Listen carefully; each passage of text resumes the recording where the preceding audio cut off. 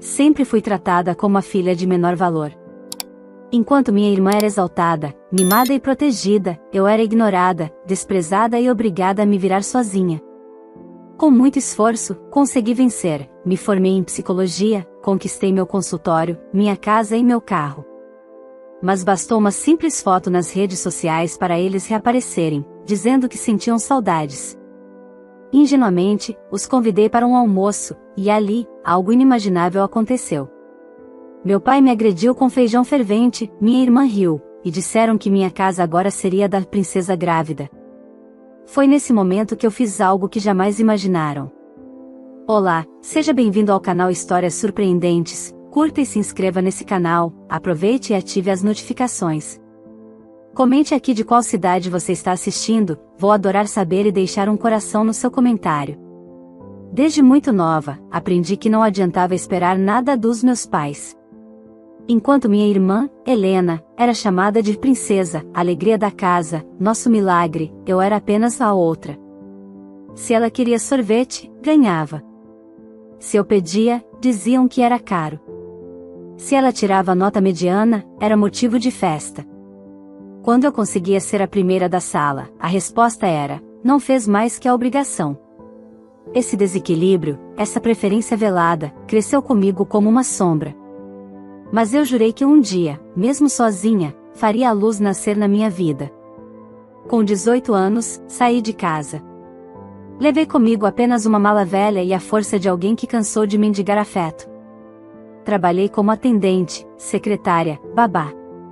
Estudava de madrugada, virava noites fazendo trabalhos, e no dia seguinte, ainda sorria para clientes que nem sabiam meu nome. Cada passo era como subir uma montanha carregando pedras nas costas, mas a cada conquista, eu deixava uma pedra para trás. Com o tempo, consegui uma bolsa integral em uma faculdade de psicologia. Ouvi de minha mãe, em tom de deboche: vai escutar problema dos outros, já não basta os seus? Sorri. Sabia que não poderia esperar apoio. Consegui meu diploma com lágrimas nos olhos, e não por emoção.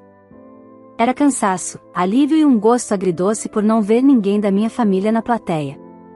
Anos depois, consegui abrir meu próprio consultório. Comecei atendendo meia dúzia de pessoas, e com o tempo, o boca a boca me garantiu estabilidade. Pouco a pouco, vi minha vida tomando forma. Trabalhei, economizei, fiz cada centavo valer. Até que, enfim, comprei minha casa. Um sobrado pequeno, mas bonito, arejado, com jardim na frente e uma garagem onde estacionei, com orgulho, o carro que também conquistei com meu suor. Nunca postava nada sobre minha vida pessoal nas redes sociais, mas, naquele dia, após reformar a sala, me permiti uma exceção, tirei uma foto na poltrona nova, com meu café favorito na mão e escrevi: Lar, doce lar. A publicação nem teve tantas curtidas, mas bastou para reacender fantasmas que eu acreditava enterrados. 2 dias depois, recebi uma ligação do número da minha mãe. Respirei fundo antes de atender, mas ouvi sua voz doce demais para ser verdadeira. Filha, que saudade. Vimos sua foto, sua casa é linda. Precisamos tanto conversar, queremos te ver.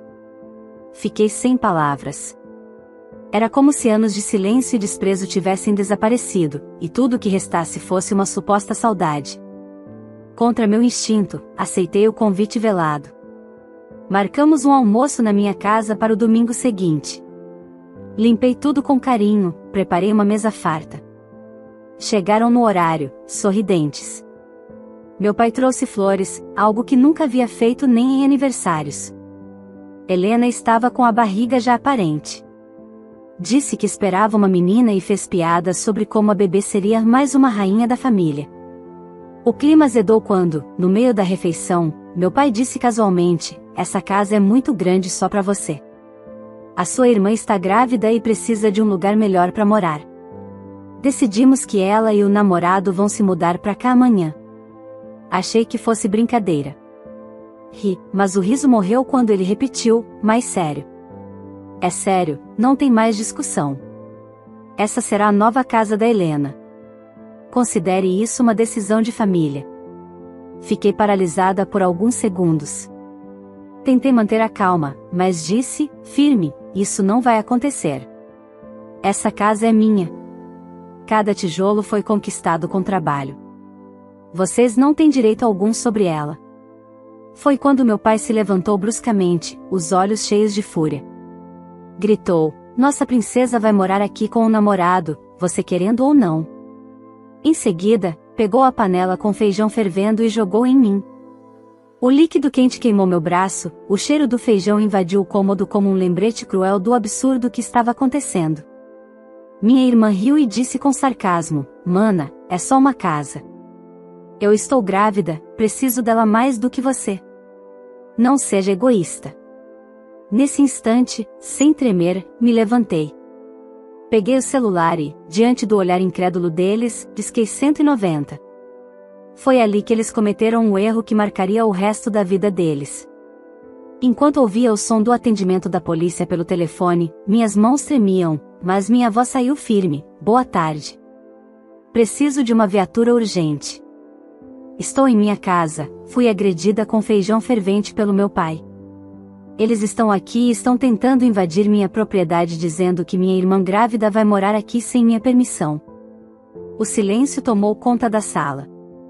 Minha mãe me olhava com uma expressão de quem nunca imaginou que eu teria coragem de enfrentá-los. Helena parou de rir, apertando o guardanapo entre os dedos, e meu pai recuou um passo, como se as palavras "viatura urgente" tivessem sido um soco. "Você não vai fazer isso com a sua família", ele gritou. Olhei para o braço queimado, latejando, e respondi: "Família não me queimaria viva para tomar o que é meu." Guardei o celular no bolso e disse que quem quisesse sair por conta própria, era a hora. Caso contrário, que explicassem tudo à polícia.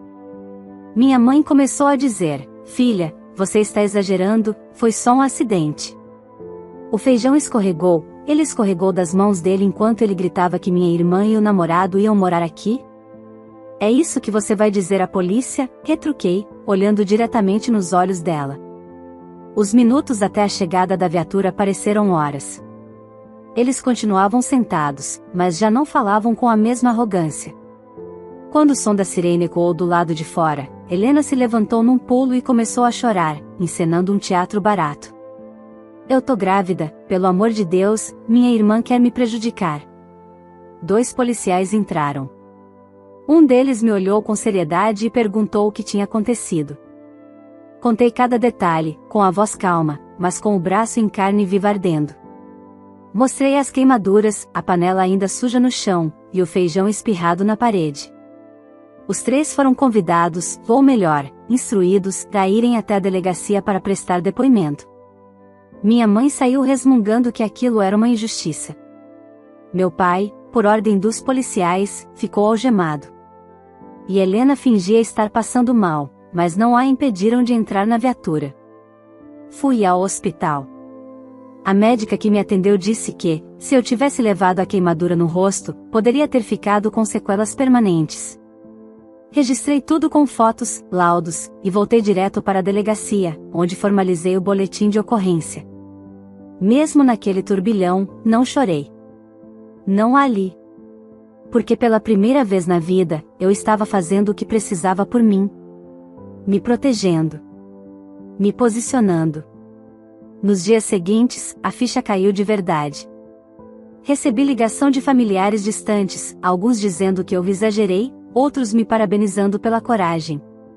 Recebi também uma ligação do advogado público que me acompanharia no processo criminal, orientando sobre os próximos passos. E, pela primeira vez, ouvi a palavra indenização.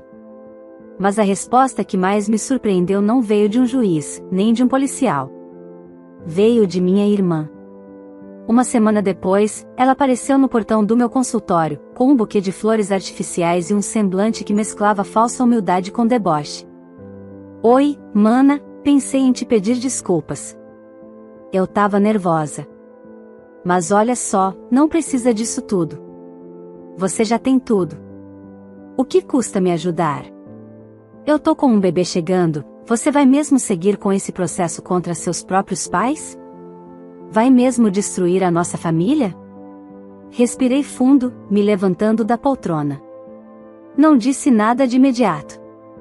Caminhei até a porta de vidro, abri, e apontei para fora. você e nossa família destruíram tudo há muito tempo. Só estou recolhendo os cacos. Saia da minha propriedade agora. Ela riu, nervosa.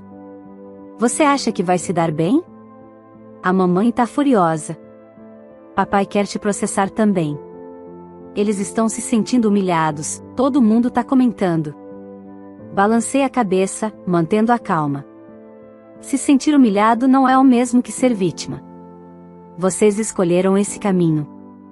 Agora lidem com as consequências. Ela saiu pisando duro, murmurando ofensas. E naquele instante, percebi, eles não estavam arrependidos do que fizeram comigo. Estavam arrependidos porque eu tive coragem de reagir. Porque pela primeira vez, perceberam que a filha rejeitada não era mais a garota frágil que eles humilhavam. E essa era só a primeira consequência. As semanas seguintes foram intensas. Entre audiências, exames, depoimentos e visitas ao consultório, minha rotina se dividia entre atender pacientes e lutar por justiça. Por mais que fosse doloroso revirar aquelas feridas, algo em mim se fortalecia a cada passo. Eu já não era mais movida pela raiva, mas por um senso de dignidade que, por anos, havia sido abafado pelo silêncio. O processo criminal contra meu pai por agressão seguiu seu curso com base nos laudos médicos, fotos e testemunho dos policiais que atenderam a ocorrência. Paralelamente, com orientação do meu advogado, abri uma ação civil por danos morais e materiais. No começo, achei que nada daria em nada. Afinal, durante toda a minha vida, senti como se o mundo sempre os favorecesse, enquanto eu era ignorada até pela sorte. Mas desta vez foi diferente. Meses depois, recebi a notificação oficial. A justiça havia determinado que meus pais e minha irmã deveriam pagar uma indenização de R$20 mil pelos danos que causaram, tanto físicos quanto psicológicos. Foi uma sentença que reconhecia, ainda que em valor simbólico, toda a dor que me haviam causado. Quando li o documento, meu coração bateu forte. Não pelo dinheiro, que eu sabia que nunca compensaria o que vivi, mas porque era como se alguém, enfim, dissesse: você está certa. Eles não tinham o direito. A notícia se espalhou rapidamente na família. Não demorou muito para eu receber mensagens de números desconhecidos, dizendo que eu era ingrata, que havia envergonhado meus pais, que dinheiro se ganha, família é para sempre. Mas para mim, sangue sem respeito é só biologia. Família se constrói com cuidado, e eles destruíram tudo há muito tempo. A decisão judicial deixou meus pais e minha irmã furiosos. Como soube depois, tiveram que fazer empréstimos para pagar a indenização, e isso mexeu no orgulho deles mais do que qualquer coisa. Ainda assim, segui minha vida, mantendo distância. Meu consultório estava indo bem, com novas indicações surgindo e os atendimentos aumentando. Naquela sexta-feira, tive um dia especialmente puxado. Um paciente havia passado mal no consultório, e precisei estender meu expediente até mais tarde. Por sorte, minha amiga e recepcionista, Clara, me ofereceu uma carona, já que ela morava perto. Aceitei, deixando meu carro na garagem de casa, como sempre fazia. Nem imaginava que aquela coincidência me pouparia de um golpe ainda maior. Por volta das 22 horas, quando Clara me deixou em casa, levei um susto. O portão estava escancarado, como se tivesse sido forçado. No muro branco, as palavras traíra, monstra-lhe família sagrada estavam pichadas em tinta vermelha. Um frio percorreu minha espinha. Corri até a garagem e ali estava, meu carro, com os vidros estilhaçados, retrovisores arrancados, e a lataria completamente amassada. A frente havia sido batida com algo pesado, provavelmente uma marreta. A lateral estava coberta de arranhões profundos, como se alguém tivesse usado chaves ou pregos. As lágrimas vieram imediatamente, não por apego ao bem material, mas pela sensação de violação, de impotência, de saber que aquilo vinha deles, dos que deveriam me proteger.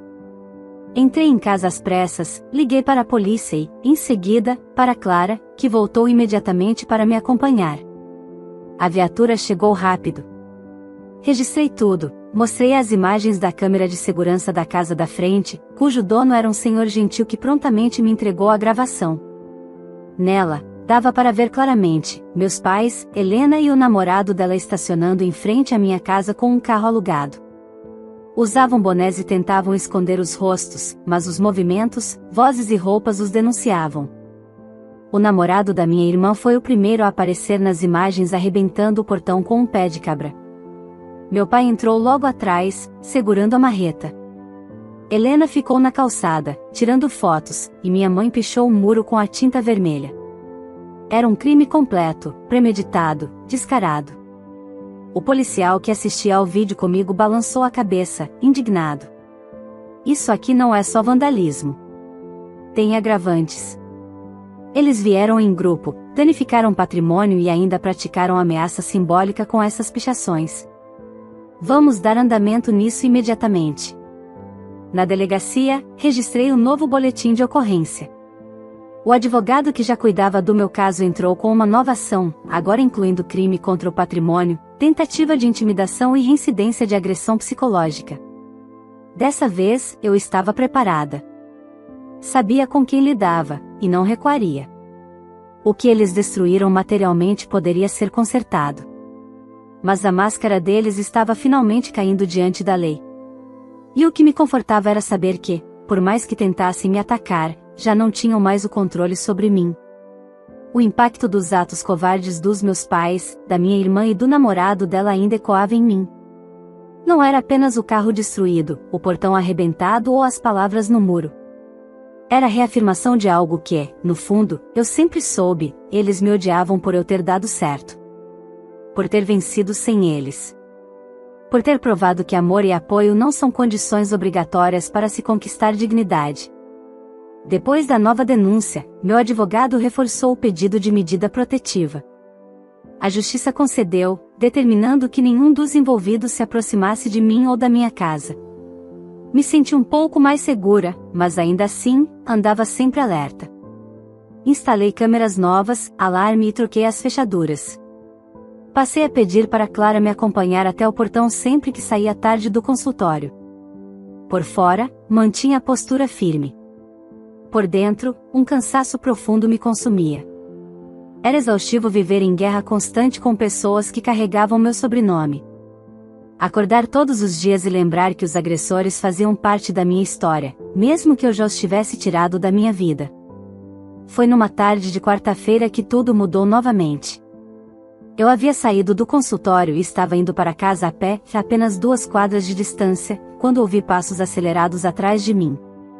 Antes que eu pudesse virar, senti alguém me puxar bruscamente pelo braço e me encostar contra a parede. Tá gostando de brincar com fogo, hein? Disse uma voz conhecida. Era ele. O namorado da minha irmã. Estava de boné, óculos escuros, mas a tatuagem no pescoço não deixava dúvidas. Você é corajosa, né? Processou a família inteira, fez os outros pagarem a conta e agora quer mais? Tá querendo aparecer? Tá querendo acabar com a vida da Helena? Tentei me soltar, mas ele apertava meu braço com força. O pânico subia pela garganta. Meu corpo tremia, mas minha mente gritava para não ceder ao medo. Me solta agora ou eu grito, falei, forçando a voz firme. Ele sorriu, cínico. Pode gritar. Só não esquece do que eu vou te falar agora. Aproximou-se do meu rosto e sussurrou: se você não tirar esse processo, vai acontecer coisa pior. E da próxima vez, não vai ser só um carro amassado. Vai ser você. Minha respiração travou. O mundo girou por um segundo. Ele me soltou e saiu andando tranquilamente pela calçada, como se nada tivesse acontecido. Entrei em casa com as pernas bambas. Liguei imediatamente para meu advogado e depois para a delegacia. Fizemos uma nova denúncia, agora por ameaça direta. As câmeras de um mercado próximo flagraram parte da cena. As imagens, junto com o histórico de agressões e destruição de patrimônio, foram adicionadas ao processo. A justiça, então, determinou uma nova audiência de urgência. Dessa vez, o juiz estava visivelmente indignado com a escalada de violência.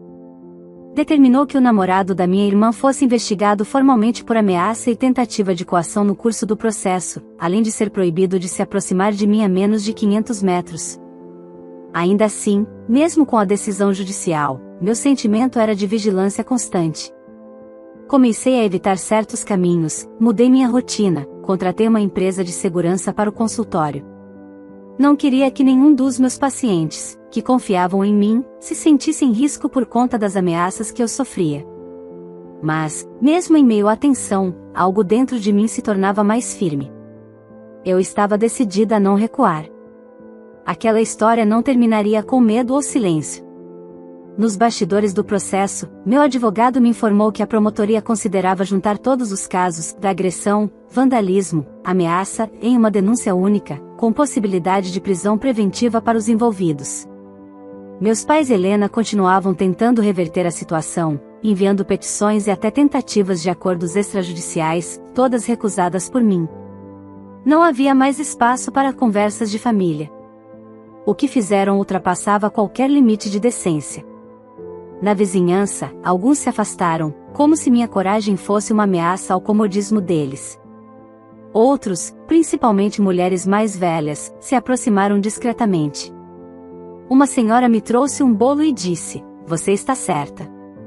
A gente cresce achando que família é sagrada, mas o que é sagrado mesmo é a nossa paz. Não abaixe a cabeça, minha filha." Essas palavras ecoaram fundo. Eu havia passado a vida inteira ouvindo que era ingrata, que devia aceitar o pouco que me davam. Agora, finalmente, percebia: quem sempre me deu menos é que estava errado. E dessa vez, pagariam caro por cada tentativa de me calar. O processo unificado seguiu seu curso com mais força do que eu esperava. Os promotores decidiram reunir todas as acusações em um único conjunto de crimes: agressão com agravante de violência doméstica, dano ao patrimônio, ameaça e tentativa de coação. Meu advogado foi direto: havia elementos suficientes para solicitar a prisão preventiva dos envolvidos, caso houvesse nova reincidência. Os dias se tornaram tensos, mas eu me recusava a parar. Me sentia exposta, sim, mas não derrotada. O consultório seguia funcionando, mesmo que, às vezes, eu atendesse pacientes com o coração batendo acelerado. Tomava todas as precauções possíveis, mantinha um botão de pânico sob a mesa e instalamos câmeras com alarme silencioso. Foi nesse cenário que chegou a data da audiência principal. A presença de meus pais, de Helena e do namorado dela no tribunal deixou o ambiente carregado. Eles estavam com seus advogados particulares e rostos fechados, como se fossem as vítimas de uma grande injustiça. Quando entrei na sala de audiência, senti o peso de todos os olhares. Mas andei com a cabeça erguida. Eu não era culpada. Nunca fui. E ali estava apenas buscando o que era meu por direito: justiça. Durante os depoimentos, meu pai tentou alegar que perdeu o controle por preocupação com a filha grávida. Minha mãe disse que nunca imaginou que eu fosse levar as coisas tão longe. Helena, por sua vez, se vitimizava: só queria um lugar seguro para minha filha nascer. Minha irmã podia ter ajudado. O juiz escutou pacientemente, sem interromper. Quando foi minha vez de falar, me levantei com a alma firme. Disse tudo. Desde a infância marcada pela rejeição até o momento em que vi minha casa pichada, meu carro destruído e minha integridade ameaçada. Cada palavra foi colocada com clareza e verdade. Olhei nos olhos de cada um deles enquanto falava. Não havia mais medo em mim. Ao final da audiência, o juiz informou que a decisão sairia em breve, mas já determinava que os réus se mantivessem afastados de mim sob pena de prisão. Ao sairmos, os advogados dos meus pais tentaram se aproximar, propondo mais uma vez um acordo extrajudicial para encerrar tudo. Recusei. Foi então que começaram as retaliações públicas. Minha irmã, usando redes sociais de amigos e parentes, passou a espalhar mentiras sobre mim. Dizia que eu era rancorosa, ingrata, que fazia tudo por dinheiro. Algumas pessoas próximas a eles compartilhavam essas publicações, marcando outros membros da família, gerando uma onda de fofocas. Mas algo surpreendente também aconteceu. Pessoas que nunca imaginei que se posicionariam começaram a me mandar mensagens privadas. Clientes, ex-colegas de faculdade, até uma professora do ensino médio. Todos dizendo o quanto me admiravam por não ter abaixado a cabeça, por me manter firme, por ter enfrentado minha própria família em nome do respeito próprio. E então veio o momento que mudou tudo. Na calada da noite, o banco que meus pais haviam usado para fazer o empréstimo da indenização entrou com ação judicial contra eles por inadimplência. Descobri isso quando uma oficial de justiça bateu à minha porta buscando informações, pois constava meu nome vinculado em processos anteriores da família. Mesmo sendo apenas citada, a visita da oficial me mostrou o desespero deles. Não conseguiram pagar a dívida, e agora estavam prestes a perder o que restava da casa em que eu cresci. A mesma casa de onde fui expulsa aos 18 anos com uma mochila nas costas e nenhuma esperança no olhar. Soube que estavam tentando vender a casa às pressas para arcar com as custas judiciais e evitar que o juiz decretasse a penhora. E mais, o namorado da minha irmã perdeu o emprego após o departamento jurídico da empresa onde trabalhava ter acesso aos documentos públicos do processo. Foi aí que o desespero deles virou raiva. Num domingo à tarde, estava em casa lendo quando ouvi barulhos no portão. Corri até a janela e vi meu pai, minha mãe, Helena e o tal namorado novamente. Desta vez, estavam do lado de fora, gritando meu nome, dizendo que era hora de parar com essa palhaçada. Peguei o telefone, já pronta para chamar a polícia, mas antes liguei as câmeras de segurança com o alto-falante. Vocês estão sendo filmados. Já sabem o que acontece se ultrapassarem esse portão. A medida protetiva está em vigor. Eles olharam em volta, perceberam que estavam sendo gravados e, por fim, recuaram. Mas não sem antes ouvirem o que eu precisava dizer. Da próxima vez, vocês não sairão daqui soltos. Voltei para dentro de casa com o coração aos pulos, mas com a alma em paz. Eles podiam tentar me destruir, mas não conseguiriam mais atravessar o muro que construí. E não estou falando do portão de ferro ou da câmera com sensor. Estou falando da força que hoje me sustenta. Na semana seguinte à última tentativa de intimidação no meu portão, recebi a convocação final para comparecer ao fórum. O juiz, após avaliar todas as provas reunidas, os vídeos das câmeras de segurança, os laudos médicos, os boletins de ocorrência e o depoimento da testemunha do mercado, havia marcado a audiência de sentença. Entrei na sala do fórum com passos firmes, mas o coração apertado. Por mais que eu estivesse convicta da justiça que buscava, aquele momento era o fechamento de um ciclo doloroso. Estavam todos lá novamente, meus pais, Helena e o namorado dela. Mas dessa vez, os semblantes não tinham o mesmo ar de deboche ou superioridade. Eram rostos de quem, pela primeira vez, enxergava que a queda era inevitável. O juiz iniciou a leitura da sentença de forma direta e objetiva. Começou apontando os crimes: lesão corporal com agravante, dano ao patrimônio, ameaça e tentativa de coação processual. Mencionou a reincidência, o descumprimento das medidas protetivas e a clara intenção de silenciar uma vítima. Quando o juiz declarou que os réus seriam condenados a pagar, solidariamente, mais R$85 mil por danos morais, materiais e punição exemplar, além de responderem penalmente por suas ações, eu senti o chão se firmar sob meus pés. O silêncio na sala foi brutal. Minha mãe levou as mãos ao rosto, Helena murmurou um palavrão, e meu pai deu um soco na própria coxa, como se tivesse sido atingido fisicamente. O namorado da minha irmã apenas abaixou a cabeça. E então, o juiz continuou: diante da gravidade da ameaça feita por ele, ficou determinada sua prisão preventiva imediata. Um oficial de justiça se aproximou, colocou as algemas em seus pulsos, e ele sequer protestou. Pela primeira vez, ele sabia que tinha passado de todos os limites. Ao saírem da sala, meus pais tentaram se aproximar mais uma vez. Minha mãe disse com lágrimas: filha, por favor, isso tá arruinando a gente. A casa onde você cresceu está indo embora. Nós somos seus pais, foram corrigir. Pais não ameaçam, não queimam, não destroem o que a filha construiu. E o que vocês estão perdendo agora, foi escolha de vocês. Não minha. Naquela noite, cheguei em casa exausta. Fiquei alguns minutos parada diante do portão, olhando para o muro agora restaurado, para a garagem onde um novo carro logo ocuparia o lugar do antigo. Mas, acima de tudo, olhei para mim. Pela primeira vez em muito tempo, me vi inteira. Dias depois, a notícia da condenação se espalhou. Não por mim, nunca precisei me gabar, mas porque as pessoas sempre souberam da história, e agora tinham a confirmação de que a justiça, às vezes, funciona. Curiosamente, a repercussão fez com que novos pacientes me procurassem. Histórias de rejeição, abuso familiar, relacionamentos destrutivos. Pessoas que me diziam: você me inspira. Você é prova de que é possível sair da sombra. Uma dessas pessoas foi uma jovem chamada Mirella. Tinha apenas 20 anos, mas já havia sido expulsa de casa por não aceitar ser tratada como empregada pela própria mãe. Quando me viu, segurou minhas mãos e disse: você é o tipo de mulher que me faz acreditar que posso ser dona da minha vida.